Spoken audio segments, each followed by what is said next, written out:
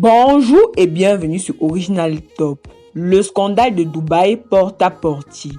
Mais avant de commencer la vidéo, si vous êtes nouveau, abonnez-vous à la chaîne et activez la cloche de notification pour ne pas rater nos prochaines vidéos. Si vous êtes abonné, on peut bien évidemment commencer. Le scandale de Dubaï porte à portie. Sur la toile, des témoignages et des vidéos complètes ahurissants ont surgi.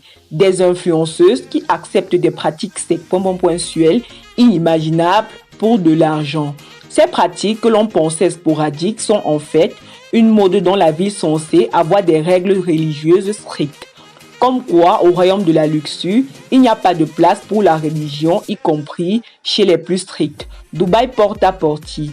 Un thème qui désigne des toilettes portables, désigne un ensemble de pratiques que les influenceuses et d'autres jeunes femmes font en échange d'argent ou de cadeaux. C'est assez dégueulasse, mais ces femmes laissent les hommes visiblement très dérangés faire leurs besoins, pipi et caca sur leur face en échange de sacs, chaussures et autres objets de valeur. Les affaires ont fait le buzz sur TikTok et Twitter au cours de la semaine dernière et ont horrifié les utilisateurs des médias sociaux. Certaines parmi elles s'en donnent même à la zo pour mon point filé.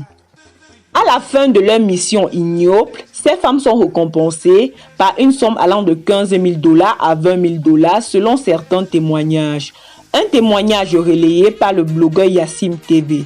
Sur les comptes Instagram de ces influenceurs et influenceuses qui vont à Dubaï, vous pouvez voir de belles photos en jet privé, de belles photos dans le désert, de belles photos dans de magnifiques suites. Mais tout cela a un prix. Il y a plusieurs mois que la vérité est en train d'éclater et cette semaine, une vidéo a buzzé qui confirme tout ce qu'on savait ou tout ce qu'on soupçonnait. Pas mal d'influenceuses que vous voyez sur les réseaux sociaux sont en effet des escortes. Elles sont payées pour passer du temps avec des milliardaires à Dubaï. Mais si elles veulent encore plus d'argent, elles doivent faire pas mal de choses. Écoutons à présent le témoignage d'une Camerounaise qui a été victime. Partie du Cameroun, son pays, pour Dubaï, à la quête d'un travail bien rémunéré qu'on lui promettait, elle est revenue dans son pays toute déçue. Quelqu'un m'a donné le contact d'un arabe qui vit à Dubaï. Il m'a proposé de venir travailler comme sa secrétaire personnelle. J'ai fait mes papiers, j'ai payé tous les frais qu'il faut pour voyager, raconte la victime. Une fois le voyage effectué, poursuit-elle, tout s'est transformé en cauchemar. Arrivé, le monsieur est venu me prendre. Le premier jour, il m'a demandé d'appeler ma famille pour leur faire comprendre que je suis bien arrivée. Je l'ai fait, il a pris mon passeport, mais le lendemain, c'était tout autre chose, témoigne la Camerounaise Dupé. Elle affirme que l'homme, qui devrait être son employeur, vendait plutôt les filles dans des maisons et elle était traitée comme des esclaves. Elle devrait tout subir sans opposition par peur de mourir. Je devrais faire tout ce que le monsieur demande. Je n'avais pas de repos et le monsieur abusait sexuellement de moi. Il me fouettait avec la ceinture.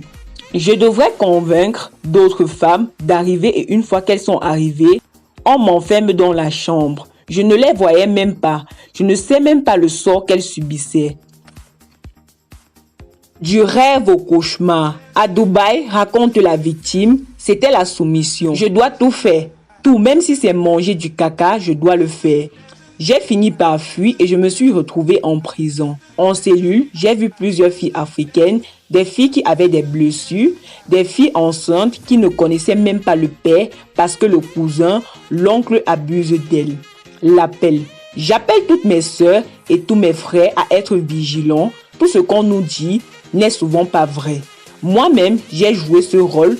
Je causais avec des filles pour les convaincre. L'image qu'on nous montre n'est pas réelle. Ils font de belles photos, mais surtout, j'ai tout perdu, ce que j'ai investi, tout. Je suis au pays sans emploi, a lancé la victime. Merci d'avoir regardé la vidéo jusqu'à la fin. Vraiment, soyons vigilants, car tout ce qui brille n'est pas de l'or. Donnez-nous vos avis en commentaire, mais avant de partir, si tu es nouveau, n'oublie surtout pas de t'abonner, d'activer la cloche de notification, de cliquer sur l'option toutes et de partager cette vidéo avec tes proches pour ne pas rater nos prochains contenus. À bientôt pour une nouvelle vidéo.